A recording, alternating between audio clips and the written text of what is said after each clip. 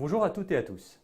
Problème qualité, dérive de prix, retard de livraison, manque d'innovation, les fournisseurs sont susceptibles de causer de nombreuses nuisances à votre entreprise. Ainsi, votre rôle en tant qu'acheteur n'est pas uniquement la recherche de gains. Il est aussi d'adopter une démarche de gestion de risque et de développer au plus tôt dans le processus achat une vision globale de chaque risque de par sa nature, sa probabilité et ses effets potentiels afin de mettre en place les plans d'action adaptés. Quand on parle d'un risque, il faut d'abord distinguer le périmètre dans lequel on conduit l'analyse. Que ce soit la famille d'achat, le projet ou votre portefeuille complet, vous aurez dans un premier temps à identifier les facteurs de risque liés au fournisseur, c'est-à-dire les périls, les aléas susceptibles de causer des effets dommageables sur votre entreprise. La criticité de chaque risque est alors calculée en combinant la probabilité que le facteur de risque apparaisse et l'impact, c'est-à-dire la gravité de ses effets.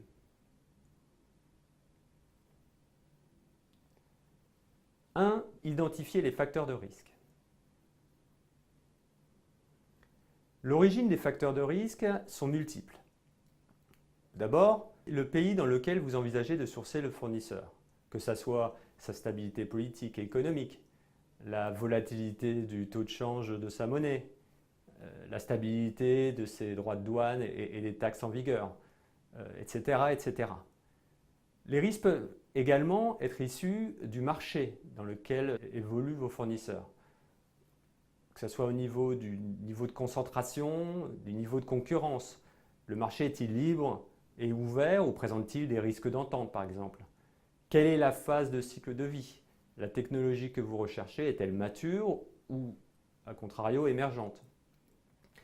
Les forces concurrentielles en présence issues de l'analyse de porteurs, la pression des clients, des fournisseurs, des nouveaux entrants, de la substitution, du contexte légal. Y a-t-il une évolution des normes, par exemple? Et aussi au niveau des inducteurs de coûts. Existe-t-il une inflation particulière sur les matières premières ou sur tout autre inducteur de coûts lié à ce que vous achetez? Les risques peuvent également se situer au niveau de l'entreprise elle-même.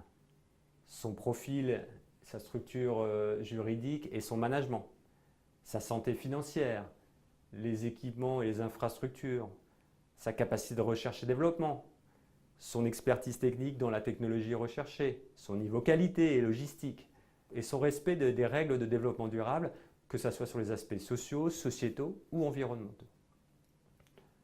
Enfin, les risques peuvent émerger de la relation que vous avez avec les fournisseurs.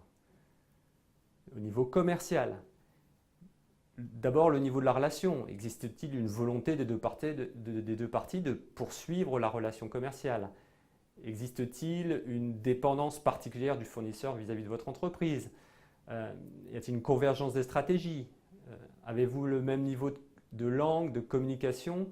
Et enfin, existe-t-il une couverture contractuelle suffisante? L'objectif ici est d'être objectif dans l'identification de tous les risques. 2. Évaluer la criticité de chaque risque.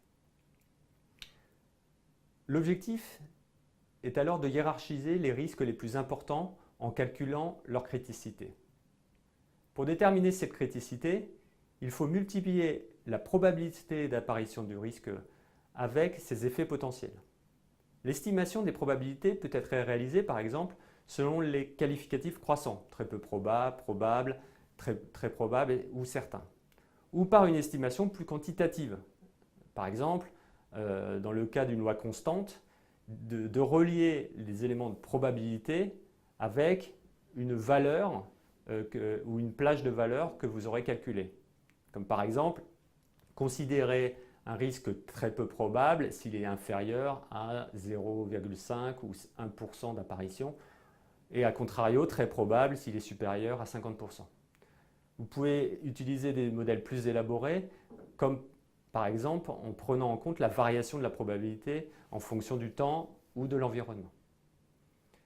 Pour estimer les impacts, il est important d'apporter des éléments factuels, mesurables en termes d'impact sur les performances attendues, que ce soit par les utilisateurs ou par les clients internes, les impacts sur votre activité, et là, ça peut être des impacts économiques ou des impacts en termes de délai, ou des impacts sur l'entreprise dans sa globalité, qui peut toucher des impacts d'image ou de perte de chiffre d'affaires, par exemple. 3. Mettre en place les actions. En fonction du type de risque, vous avez la possibilité de mettre en place des plans d'action d'anticipation, soit en diminuant ou en supprimant la probabilité d'apparition par anticipation, soit en mettant en place des plans d'action travaillant sur une diminution des impacts. Le deuxième axe concerne les risques peu probables mais très graves. Vous rechercherez la mise en œuvre des plans de sécurisation, par exemple par des systèmes d'assurance ou de contingence, ainsi que des procédures de gestion de crise. En conclusion, gardez en tête que l'appréciation des risques fournisseurs est très subjective. Elle suppose donc une méthodologie rigoureuse, basée sur des faits et des données, et un travail d'équipe afin de bien partager collectivement l'analyse et le traitement de chaque risque.